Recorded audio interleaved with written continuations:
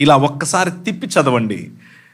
అదే ఇచ్చాం. ఉదాహరణకు ఆయన దృఢపరచాలను చూస్తే మనము ఆయనకు నలిగిన హృదయాన్ని ఇచ్చాం. ఆయన విడుదలనిస్తే మనం ఆయనకు చెరనిచ్చాం. ఆయన విముక్తిని ప్రసాదించాలంటే ఆయనను మనం బంధించాం మతంలో.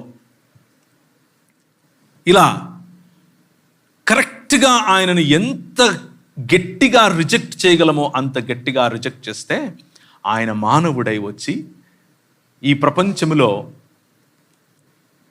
ఒకవేళ కూర్చున్న నీవు నలిగిన హృదయం కలిగి ఉంటే ఈరోజు, if you feel like rejected, this man tells you can be a true human being. ఈ మానవుడుగా వచ్చినటువంటి దేవుడు, దేవదేవుడు ఈరోజు నీ హృదయాన్ని తట్టి, నువ్వు ఎన్నో సంవత్సరాల నుంచి బహుశా చర్చికి వస్తూ ఉండొచ్చు, ఆరాధిస్తూ ఉండొచ్చు, కానీ మతంలో మాత్రమే ఆగిపోయి ఉంటే ఈ మానవుడు నిన్ను నిజమైన మానవత్వం వైపుకు పిలుస్తున్నాడు. Do you want to be a true human being?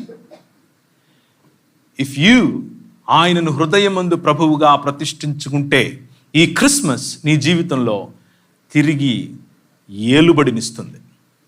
నువ్వు ఏలటం మొదలు పెడతావు.